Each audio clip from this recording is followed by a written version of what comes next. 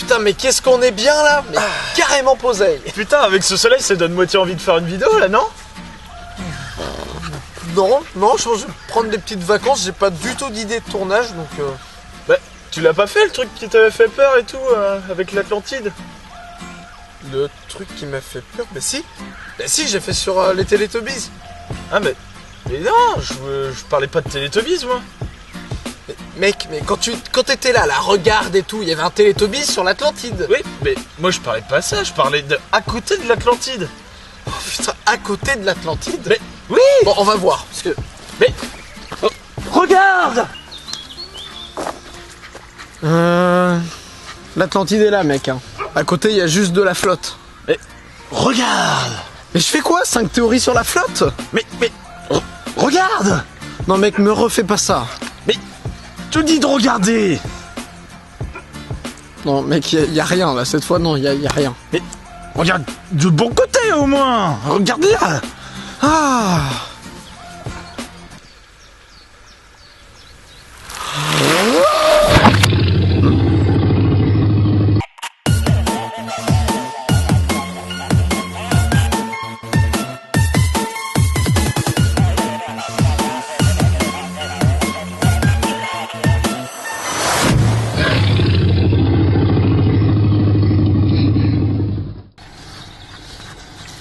Bonjour à tous et bienvenue dans cette vidéo dédiée au monstre du Loch Ness. Cette créature légendaire, appelée aussi Nessie, est le sujet d'une dizaine de théories. Mais qu'en est-il? Quelle est l'identité de cette créature? C'est ce que nous allons voir à travers 5 théories. 5 théories dans lesquelles nous allons essayer de déterminer, mais qui est le monstre du Loch Ness?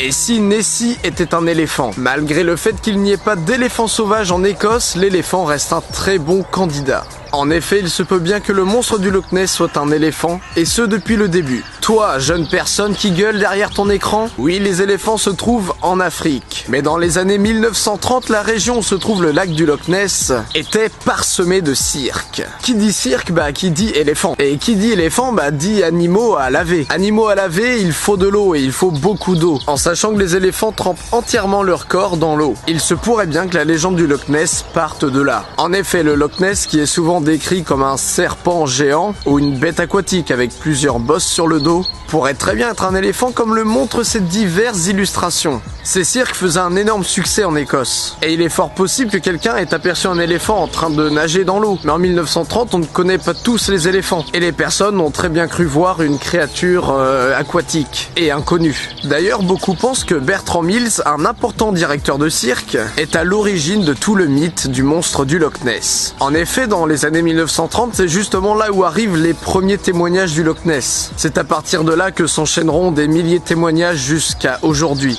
Et Monsieur Mills avait lancé une chasse au monstre du Loch Ness et avait proposé la somme de 20 000 livres à toute personne qui lui offrait Nessie. Beaucoup pensent que le monstre du Loch Ness n'existe pas et que ce n'est qu'un coup de marketing pour le cirque de Bertram Mills. Tout ça se passe bien entendu dans les années 1930. C'est pour ça que pour se rappeler de tout ça, ça veut vraiment dire qu'on a une mémoire d'éléphant.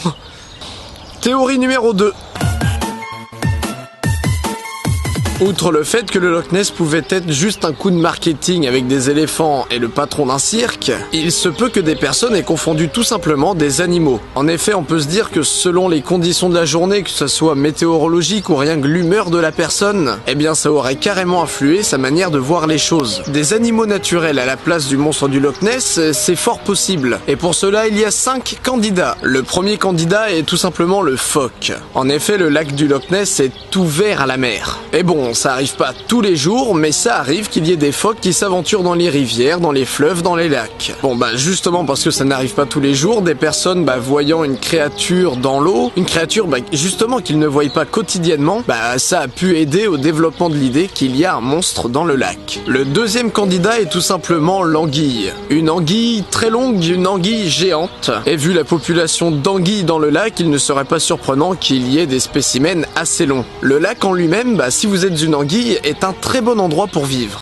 Chérie, t'as entendu ça? On va déménager et faire une grosse orgie.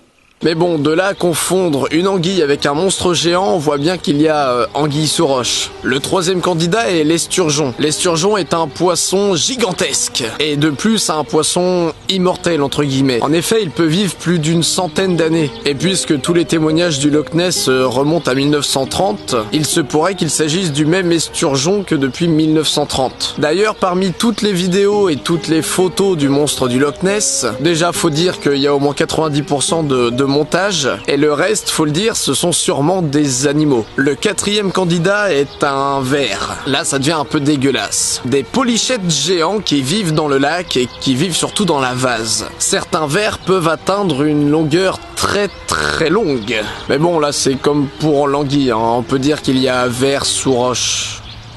Le dernier candidat est le calmar géant. D'ailleurs, juste pour info, je ne savais pas si on disait calmar ou si on disait calamar ou si les deux termes renvoyaient une espèce différente. Donc pour ceux qui sont dans le même cas, en fait, on dit tout simplement calmar. Calamar est une version ancienne du mot, donc logiquement, on ne doit plus l'utiliser. Donc le calamar géant serait un bon candidat, mais pas si bon que ça. Le calmar géant vit à des centaines de mètres sous l'eau. Le lac du Loch Ness n'est pas assez profond pour abriter un calmar géant. Et d'ailleurs, le calmar géant vit dans l'eau salée. Mais malgré le fait que le lac est plus ou moins relié à l'océan Atlantique, dans le lac, c'est de l'eau douce. Bon, on a donc 5 animaux qui font quand même de belles théories, même si on n'a pas du tout la notion d'un monstre gigantesque. Sauf dans le cas du calamar, mais où ce n'est pas du tout possible. Et donc, voyons ce que la théorie numéro 3 nous apporte. La théorie la plus connue et probablement celle dont tout le monde a déjà entendu parler est que le monstre du Loch Ness est un plésiosaure. Les plésiosaures sont des créatures vertébrées aquatiques qui ont vécu du Jurassique jusqu'à la fin du Crétacé. Bon, en revanche, on a tendance à croire que c'est un dinosaure, mais en réalité, il ne l'est pas du tout. Nessie serait un pléiosaure. Mais comment est-ce possible? Il y aurait un individu d'une espèce qui aurait disparu il y a des millions d'années dans un lac en Écosse? Eh bien, sachez que pour les fans de théorie, ce n'est pas du tout anodin. Depuis une dizaine d'années, il y a des théories comme quoi les plésiosaures ne sont pas du tout disparus. Dans cette théorie des plésiosaures encore en vie, il y a 3 arguments majeurs. Le premier est que les plésiosaures vivaient justement en Écosse. Le deuxième est qu'il y a une empreinte de dinosaure au Mexique qu'on a retrouvée et qui date d'il y a tout juste quelques années. Canular ou pas, ce n'est pas le débat d'aujourd'hui. Le troisième, c'est que des Japonais, en 1977, ont justement trouvé une carcasse de plésiosaure. Vous la trouverez sur internet en tapant créature de Zuiyomaru ou encore le deuxième Nessie. Et quand on dit une carcasse, c'est réellement un cadavre, hein. C'est pas un fossile ni même des ossements. Il y a encore toute la peau décomposée autour. Bon, et bien que beaucoup de scientifiques affirment que les plésiosaures sont toujours en vie, beaucoup affirment que ce corps est en fait la carcasse d'un requin pèlerin. Et avec le temps, ça a complètement changé la morphologie du dit cadavre. Bref, le monstre du Loch Ness serait un plésiosaure. Bon, petite pause, je ne sais pas ce qu'il s'est passé, mais à partir de ce moment de la vidéo, je ne dis plus plésiosaure, je dis pléliosaure. En effet, je remplace le S par un L, et je ne sais pas pourquoi. En effet, j'en ai aucun souvenir. Mais si on prend la première lettre de mon pseudo, ça nous fait LSD. Coïncidence? Je ne pense pas. De plus, en arrière-plan, on se rend compte que l'eau est en constante agitation. Les Illuminati essayent de nous dire quelque chose, le Loch Ness veut-il tout simplement me faire une blague? J'ai peur. Aujourd'hui, je ne suis sûr de rien. Mais quel est le problème de cette théorie si justement on enlève le fait que les pléiosaures sont censés être morts il y a 65 millions d'années? Premièrement, les témoignages affirment une tête avec un long cou qui sort de l'eau. Vous connaissez tous d'ailleurs ces célèbres photos. Eh bien d'après les experts des dinosaures, sa vertèbre cervicale ne pouvait pas assurer ce genre de déplacement. En gros, la créature ne peut pas du tout remonter juste le cou de l'eau. Après, c'est peut-être justement l'eau du lac qui est mystique, hein, qui a des propriétés qu'on ne connaît pas. 5 théories sur la flotte, on y reviendra probablement un jour. Ensuite, avec la descente des eaux, il y a des milliers d'années, on peut se dire que les pléiosaures en question ont été piégés à l'intérieur du lac, n'ont pas pu rejoindre l'océan. Mais pour qu'il y ait de telles créatures dans ce lac, il faut bien qu'il y ait plusieurs individus. Pourtant, vu le nombre de témoignages sur une période aussi longue, on voit bien qu'il n'y a pas des centaines ou même juste des dizaines d'individus. Et donc au bout de tant d'années, c'est bizarre qu'on n'ait pas retrouvé de cadavres autour du lac, ou même dans le lac. Et pour finir, comme pour le calmar, le pléiosaure était censé vivre dans l'eau salée. La théorie de Nessie pléiosaure fait rêver, oui,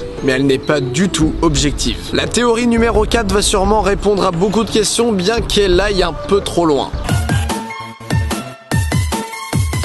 C'est le 8 janvier 2012 que commencent les théories sur les aliens. Et si Nessie n'était pas une créature originaire de la Terre? Le 8 janvier 2012, beaucoup de personnes sont témoins de quelque chose qui va bouleverser les théories sur le Loch Ness. Des lumières dans le ciel qui tournent autour du lac. Pendant quelques minutes, ce sont des centaines de personnes qui vont assister au spectacle. Pour ceux qui ne sont pas habitués, c'est totalement ordinaire de voir des lumières dans le ciel. Bien que parfois il s'agit de petites météorites ou de satellites ou d'avions, d'hélicoptères, il est presque quotidien que ces objets soient non identifiés. Des témoignages d'OVNI, oui, il y en a tous les jours. D'ailleurs, pour la petite histoire, mon département est justement en ce moment à la une des news parce que beaucoup de personnes ont vu des lumières dans le ciel et ça arrête pas de se reproduire et personne ne sait quels sont ces objets non identifiés. Parce que c'est passé dans le journal et il y avait ni hélicoptère, ni avion, ni rien. Bref, si on retire des essais secrets de l'armée, eh bien la coutume veut que ces objets soient en réalité des navettes spatiales. Pas de nous, bien sûr, d'une espèce plus intelligente, vous connaissez le refrain, et donc vous connaissez bien sûr la théorie comme quoi l'espèce humaine est espionnée depuis le début, et que les aliens ont justement à voir avec notre évolution et notre vie. Certains pensent que ces dits aliens font justement des expériences sur notre planète. Nessie serait une expérience de ces aliens, et ces lumières, le 8 janvier 2012, c'était juste une inspection pour voir si tout allait bien. Si le monstre du Loch Ness ne trouve pas son origine sur Terre, il est donc probable que nous ne savons pas du tout son mode de vie, ce qui expliquerait son immortalité, son invisibilité. On s'est toujours demandé ce que mangeait Nessie, peut-être qu'on ne le saura jamais, parce que Nessie répond à des critères surnaturels pour nous. D'ailleurs, un chercheur a justement proposé l'idée que Nessie soit en fait une sorte de limace géante. Mais ça, c'est l'idée pour laquelle les extraterrestres n'ont pas fait juste un individu. Le Loch Ness serait en fait un endroit où ils font un élevage. Il n'y a pas un Nessie, mais des centaines de Nessie. Et si Nessie est une limace géante, ce serait la raison de pourquoi on ne trouve pas de cadavres. Vous le voyez, il y a réellement tout un mythe autour du monstre du Loch Ness. Que ce soit un pléiosaure, une création d'extraterrestres ou justement des animaux, tout ça, c'est cool et surtout ça alimente le mythe. Mais je vous préviens, la dernière théorie va sûrement effondrer le mythe du Loch Ness à tout jamais pour vous. C'est pourquoi, si vous voulez garder un minimum de magie dans tout ça, quittez la vidéo maintenant. Le mythe du Loch Ness va s'effondrer pour vous dans quelques secondes. Au revoir à ceux qui nous quittent. Vous êtes encore là, vous cherchez la vérité, j'en attendais pas moins de vous. La théorie que je vais vous expliquer a justement été validée par un bon nombre de personnes. Cette théorie demeure l'explication du mythe du monstre du Loch Ness. Donc oui, c'est cool qu'on ait enfin une explication. Mais ce qui n'est pas cool, c'est que ça casse entièrement le mythe. Alors, comme vous le savez probablement, autour d'un lac, il y a forcément de la végétation, des arbres, des branches, et ça arrive bien sûr qu'avec le temps, durée comme météo, certains arbres tombent, certaines branches coulent. Le lac existe depuis des milliers d'années et donc forcément il y a plein d'arbres qui pourrissent au fond du lac. La nature de l'eau, la végétation du lac, la pression, tout ça, ça forme du gaz. L'idée aussi, ce qu'il faut que vous reteniez, c'est que ces troncs d'arbres sont justement chargés en gaz. L'idée, c'est que les arbres pourrissent et créent du gaz.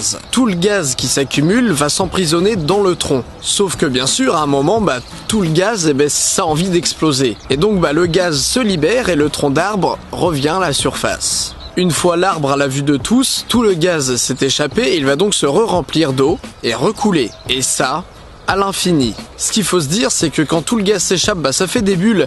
Et donc les gens voient plein de bulles avec une espèce de silhouette noire qui est en fait un tronc d'arbre. Et tout ça se passe super vite. Il est donc possible que certains pensent que ce soit un monstre. Et bien sûr, vu que ces troncs d'arbres au fil des années vont toujours remonter à la surface et recouler, ça aussi ça alimente le mythe. Parce que d'autres personnes vont voir des bulles avec une silhouette qui va redescendre. D'ailleurs, parfois il y a un dégagement gazeux si brutal que le tronc d'arbre va être expulsé à la surface avant de recouler. Bon là c'était pas un tronc d'arbre, c'était mon chien. En gros tout ce mythe, ce n'est rien. Ce n'est que des branches qui pourrissent. Ça casse réellement le mythe puisqu'il n'y a aucune créature. C'est juste du gaz dans le lac qui expulse des troncs d'arbres. On peut dire que là le Loch Ness a touché le fond. Et comme si Nessie en avait déjà pas assez pris dans sa gueule durant cette 5e théorie, j'ai envie de casser le mythe encore plus en résumant cette dernière théorie par une phrase. En gros, le monstre du Loch Ness, c'est le lac qui pète. C'est terminé pour aujourd'hui. Et donc c'était Didi Chanduidoui. À la prochaine pour de nouvelles théories.